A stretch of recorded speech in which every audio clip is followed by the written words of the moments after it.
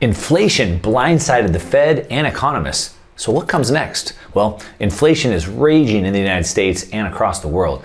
But should you be worried? Now, of course, prices of everything are skyrocketing. Of course, if you can even get them. And while everyone is seeing it and everyone is feeling the inflation, the Fed, the economists, and the government all seem to be surprised by this. Now, in one of the top money magazines, The Economist, they ran a story stating, quote, "The sharp increase in inflation over the past year has blindsided many economists. Almost no one saw it coming," they said. Well, in this video, I'm going to break down who did see this coming over 70 years ago and warned us of the so-called crack up boom. I'm going to break down what this crack up boom is, what causes it, where things go from here, and of course, how to protect yourself from the fallout caused by skyrocketing inflation and the crack up boom.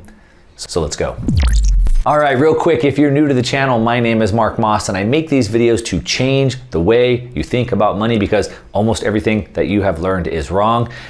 And everything that the government, everything that the economists are telling you is wrong, as we're gonna talk about in this video. They were completely blindsided by this, per their own quotes. Let's take a look at this. So the first thing is we'll just talk about inflation, all right? Inflation is rising. We've seen the highest prices in 30 years. Now the thing with inflation is it's very nuanced. I'm not gonna dig into all the differences of inflation in this video. I've made plenty of videos talking about it, but typically we think about inflation as prices rising, home prices, food prices, etc. All right, so we have the highest prices that we've had in 30 years, and they say that inflation is the highest it's ever been. They're telling us, we can see here, per the own Fed's numbers, that the inflation spiked to 6.4%. The annualized rate is 6.4% in Q2, the highest since 1982. So the highest rate, they're telling us it's 6.4%. That's what they're telling us. And even that is the highest it's ever been. Of course, we can see more news headlines here. What Americans should know about inflation as it hits a 30-year high, again, by 6.4%. And so we're generally talking about higher prices. We can see this is food prices just in the last year since February of 2020. And we can see that the price of everything has skyrocketed. So this is beef.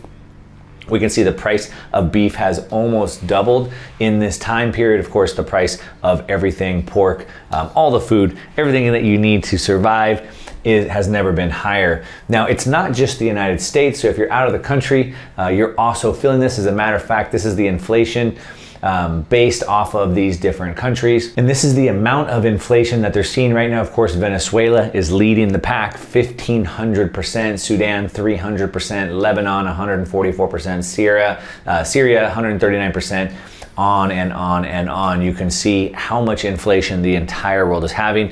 The United States has the benefit of having the reserve currency of the world. So as we print it, we see price inflation, but we're really exporting a lot of this inflation to the rest of the world, and they're really feeling it. Now, back to where we talked about in the beginning, blindsided. Really? They're blindsided? So this is The Economist, was one of the major money magazines, and this says the sharp increase in inflation over the past year has blindsided many economists. Almost no one saw it coming. Really?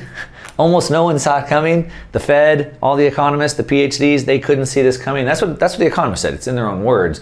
They were blindsided by it. Their own word, blindsided.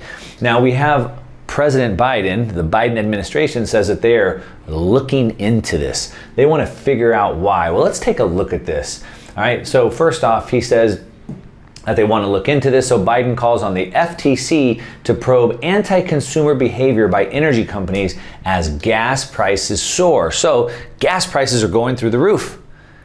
Why? Biden can't figure it out. He can't understand. I know he can't understand a lot of things these days, but he wants to call on the FTC to go figure it out. Well, how about if we just look at some of the laws? Maybe Biden doesn't remember passing these, but Biden halts oil and gas leases, permits on U.S. lands and waters. So prices, supply and demand.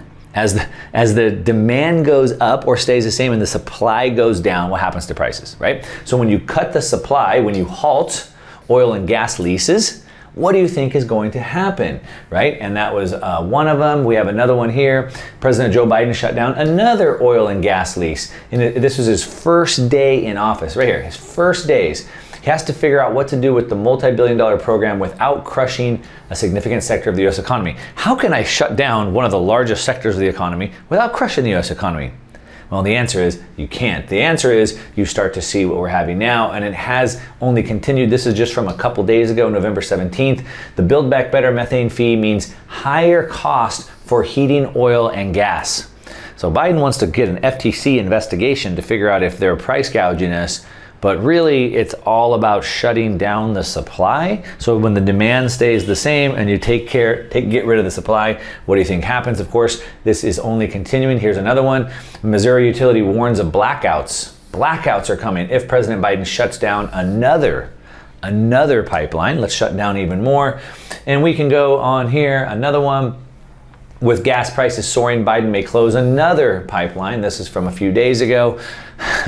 So he's going to launch an investigation into this, but it looks like it's all his own policies that are causing this. But it's not the only cause, all right? It's only part of it. I want to explain what's really causing this. But I want to just give you this piece from the Hill. We keep hearing that supply chain disruptions are causing a temporary price inflation, right? That's what they're telling us. Supply chains, it's temporary. It's going to go away as soon as supply chains get caught up, right? Well, it's a hot topic of conversation. It says that there's all type of enemies being blamed for the disruptions, including, according to President Biden, those who are manipulating the markets and price gouging. He wants to look at an FTC investigation into this, apparently, right? It says the politicians are pressuring the ports to frantically intensify their cargo handling and promising a newly passed $1 trillion infrastructure spending bill will get the supply chains rolling. So it's also the dock workers aren't working long enough. If we could only get them to work longer, because it used to work okay, I don't know why they need to work longer now. So if we could just pressure them, and if we could just spend a few more $1 trillion, we can fix it. But that's not the real story, though. While supply chain problems are pushing up prices by creating an imbalance, supply chain problems are creating an imbalance, so there's maybe slowing down, but an imbalance between what people produce and what they want to consume. Inflation has causes that go far beyond this issue. And we were warned about it 70 years ago. I'm going to explain this to you. And here's what it is. Since 2007, the U.S. Central Bank, the Federal Reserve, has created, wait for it, $8 trillion. Equal to the GDP of 1.5 of Japan's. They've created the entire gross domestic product of Japan 1.5 times, $8 trillion, and they've done it out of thin air. Of course, in order to increase that increase in the monetary base, okay, that's the key word, remember this, the increase in the monetary base to cause price inflation, other factors need to be present and not be present. Namely, people need to spend that money, and the production of goods and services must not grow fast enough to neutralize those new dollars. So you increase the monetary base, people go out and consume more. All right, remember that. I'm going to dig into this a little bit more, but I wanted to set the stage for that. Now, I put this chart here just to kind of reiterate what that article was saying. I said, it's the money, stupid. So while President Biden can't figure this out, he's scratching his head why his own policies are causing this. It's really the money.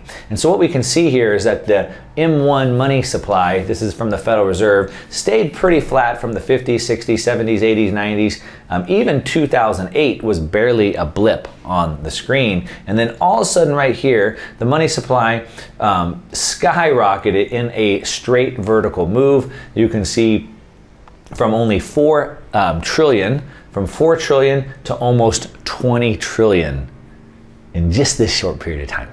It's the money, stupid. So let's figure out what this is doing so you can understand this, right? Now, we were warned of this about 70 years ago, as I said, by one of my favorite economists, Ludwig von Mises, from the Austrian School of Economics. And he warned us of something called the crack up boom, all right? The warning. 70 years ago, he said what was going to happen. So let's take a look at this, all right? In Austrian business cycle, in the normal course of an economic boom, so the last 50 years, we've seen the economy boom, right? We've seen new cars and new technology and new houses and skyscrapers, right? The economy's been booming for 50 years. But in an economic boom driven by the expansion of money and credit. So that's what we've had. So in 50 years ago, 1971, we got off the gold standard and we've printed hundreds of trillions of dollars of debt. So the boom, the economic boom, has been driven by the expansion of money and credit. All right, when that happens, when the economy booms because of the expansion of money and credit, the structure of the economy becomes distorted in ways that eventually result in shortages of various commodities and types of labor, which then lead to increasing consumer price inflation. So when the economy booms because of monetary expansion and debt, which is what we've had, the structure of the economy becomes distorted. It all starts breaking down. Nothing starts making sense anymore, and it eventually results in shortages of various commodities. So when you can't get the commodities, it starts backing things up. And types of labor. We've also had labor shortages, which then lead to increasing consumer price inflation, which is what we have today. This was all predicted 70 years ago. The rising prices and limited availability of necessary inputs and labor put pressure on businesses and cause a rash of failures of various investment projects and business bankruptcies. Businesses start going out of business. This is known as the real resource crunch, which triggers the turning point in the economy from a boom to a bust. All right. Now, he says, as the crisis point approaches, the central bank has a choice. So right now, the Fed, just yesterday, the Federal Reserve Chair, Jerome Powell, kept his job. The Federal Reserve is at a turning point. They have a choice, either to accelerate the expansion of the money supply, printing more, like the Build Back Better program, let's print a couple more $1 trillion. So they have a choice, accelerate the expansion of the money supply in order to try to help businesses pay for the increasing prices and wages, or refrain from doing so at the risk of allowing some businesses to fail, asset prices to fall, and disinflation to happen, a recession and depression. So they can either keep it going and continue to have higher prices, or they can stop and risk a market crash. That's basically what they're faced with. And basically the crack up boom, we'll go to this piece right here. He talks about it and he says, but then finally, this is the boom, the crack up boom, but then finally the masses wake up. Finally the people wake up to this. They become suddenly aware, they wake up and all of a sudden they become aware of the fact that inflation is a deliberate policy. Inflation's not an accident. Inflation isn't some bad symptom or byproduct. Inflation is a deliberate policy. Eventually people wake up and realize inflation is a deliberate policy and will go on endlessly. When that happens, a breakdown occurs. The crack up boom appears. The crack up boom appears. When people wake up and realize that inflation is a deliberate policy and is going to go on endlessly, the crack up boom appears. Everybody becomes anxious to swap their money against real goods, no matter whether he needs them or not. Well, I don't need that food right now, but I might need it in the future, so I'm going to go ahead and stockpile on food. I don't need this new thing, but it's probably going to be hard to get later. It's going to be too expensive later, so I'm going to go ahead and buy it now. People want to swap their money for goods no matter whether they need them or not. Sound familiar? No matter how much money they have to pay for them. And then, that's where we're at, within a very short time, within a few weeks or even a few days, the things which were used as money are no longer used as a medium of exchange. So the things that used to be money, dollars, all of a sudden may not be the medium of exchange any longer. They become scrap paper. Of course, in Venezuela, we see the paper laying all over the streets. People don't even pick it up. Nobody wants to give away anything against them. Now, let me just break down a couple things here from the Fed. So when people wake up and realize that inflation is deliberate, and it's going to go on forever. So this is from the Federal Reserve. Why does the Federal Reserve aim for 2% inflation per year? It's deliberate. It's going on forever. Wake up. You're seeing that, right? We can see, and again, inflation isn't a problem. Inflation is what they want. Janet Yellen, when she was head of the Fed, her only regret as the Fed is that the inflation was too low. Her only regret, she has no other regrets running the Fed, but except their inflation was too low. Low inflation is one of the major challenges of our time, Fed's pal, Jerome Powell says. New York Fed President John Williams says low inflation is the problem of this era. It's deliberate. Wake up. It's deliberate. The Fed's daily says don't be fearful about too high inflation. Fed's Bostic untroubled by inflation. Coral says Fed's very committed to pushing inflation above. They're committed to pushing inflation above 2%. So Biden's scratching his head. I don't know why inflation is so high. Well, the Fed is telling us why. They're committed to pushing above 2%. Fed Gov Lael Brainerd, who people thought was going to take Jerome Powell's place, didn't. She's still there. Declares new normal calls for higher inflation. She calls for it. We want it. Bring on higher inflation. Fed's deadly. Underlying inflation is still too low. You get the point. These are all headlines. So per Mises, the crack up boom, when people wake up and realize that inflation is persistent and is the plan and will always be there. And so we are seeing that now. All right, now Mises also said about the crack up boom that this could go on weeks or days. Well, so how long will it go for? When will people finally wake up and decide they don't want to hold dollars? Well, it's something that's gradually then suddenly. And you have to understand that trust is fickle, all right? So like any relationship, if you have a relationship with anybody, which of course you do, you have friends, you have business partners, you have, kids or wives or girlfriends, whatever, you understand that trust is fickle, all right? And what happens is maybe your business partner is doing some shady things, or your friend's doing some shady things, and you're starting to lose a little bit of trust, and you're not trusting them as much anymore, and less and less trust.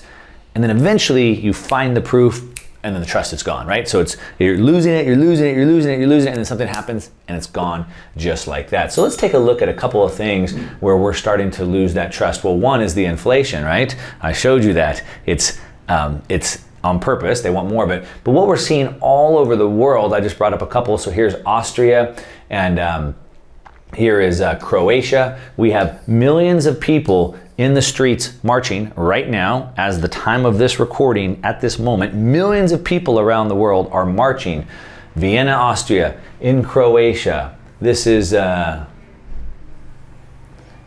Perth, Australia. Millions of people are in the streets. They're losing trust. They don't trust their governments anymore. They don't trust their currency anymore. They don't trust the health system anymore. They don't trust any of this. They're losing trust very, very rapidly. As a matter of fact, I said there's millions of people all across the world, and we have France, Switzerland, Italy, Austria, Germany, Netherlands, Canada, USA, Belgium, Australia, Czech Republic, and New Zealand. All of these countries are having massive protests and they're losing trust. Now what happens is, all we need is a little bit of trust. Now people think that the dollar is backed by, some people still think it's backed by gold. Some people say it's backed by the military, it's backed by the army. Well, it's backed by trust. As soon as people stop trusting it, they won't use it anymore. And so all that has to happen is people lose trust and they go to pull their money out of the bank, and something called a bank run happens. It occurs when many customers withdraw all their money simultaneously. The situation takes place in a fractional reserve banking, because in a fractional reserve banking, the banks don't have your money. They don't have your money, where banks only maintain a small portion of their assets as cash. An uncontrolled bank run can lead to bankruptcy, and when multiple banks are involved, it creates an industry-wide panic. So if about 1% of the people were to go to the banks and withdraw their money, it would cause an industry-wide panic. Now, I just showed you in countries all over the world, there's millions of people that have lost trust in their protests. And if those people were to just go pull their money out of the bank, the entire system would collapse. That's how fragile this system is. That's how fragile trust is. Now, you don't think this can happen, probably, right? Not in modern times, not in the United States. Well, as a matter of fact, it has. In 2001, there was the Argentine crisis. In 2007, Countrywide Financial suffered it. 2007, the British bank Northern Rock. In 2008, Bear Stearns had a run on the bank. In 2008, Indy Mac Bank had it. 2008, the Office of Supervision was forced to shut down Washington Mutual because of a massive run over the previous 10 days. Customers had withdrawn $16 billion in deposits. It happens all the time, but trust has never been so low. Literally millions of people are out there in the streets around the world marching, and per a recent survey that was done here, 41% of people globally say they trust Bitcoin over local currencies. 41%. Now, this wasn't just a small survey. This was just done about a week ago. They polled approximately 11,000 participants in 76 countries. That's a pretty big poll. 11,000 people in 76 countries, and almost half of them trust Bitcoin more than they trust their local currency. So you can see the crack up boom is here. Now, the warning is that you need insurance before the fire. This is Kenosha, Washington during the last year. We won't go into that. But you want insurance on your house before the fire comes. You want insurance on your house before the flood comes. Once the flood or the fire comes, it's too late. And so you need the insurance before, which means you need to be in a position. If you're stuck sitting holding all the cash, you're going to have a tough time. You need to act before it's too late. Just like fire insurance, you need to be working ahead. Now, you want to insure your money. Think about it as this crack up boom is happening. Once you've realized that inflation is intentional, they're intentionally stealing your purchasing power. You want to get off of the boat. You want to get out of that system. You want to exit the financial system. So if it's like the Titanic going down, you want to get into a life raft, get out of the financial system. How do you do that? Real estate, of course, that's a way to do it, get out of the financial system, but it's still kind of regulated in that country. And so depending on what country you're in, you need to be aware of that.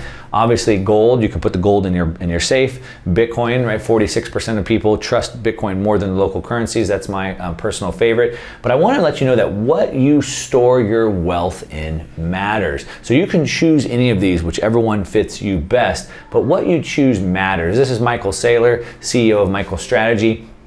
He says that fighting the war for sound money, or fighting the war against inflation, with a portfolio allocation of 50% gold and 50% Bitcoin is like equipping half your army with modern armor and aircraft, and then the other half with an ancient swords and spears.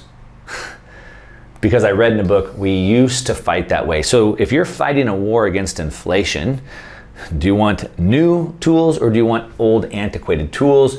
Like I said, what you choose to store your wealth in, what weapons you use to fight inflation matters. This is relative prices. So we have Bitcoin, Facebook, Amazon stock, Netflix, Google, bonds, gold, dollars, etc. And you can see how they've all tracked. So this is the stock market, this is the bond market, these are the currency markets keeping up with inflation.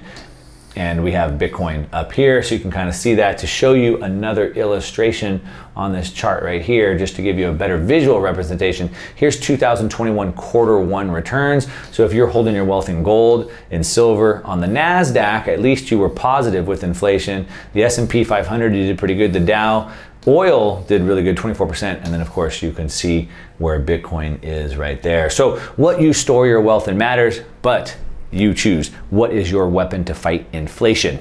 Leave me a comment down below and let me know. Is it stocks? Is it real estate? Is it oil? Or is it Bitcoin? I'd like to know what it is and why. And of course, as always, give me a thumbs up on this video if you like it. If not, give me a thumbs down. That's okay, but leave me a comment. And speaking about Bitcoin, I will be at the Bitcoin conference next year. You do not want to miss that event. I'm gonna have a link down below, 10% off a ticket if you'd like to come join me and hang out with me at the event. And that's all I got for you today. All right, to your success. I'm out.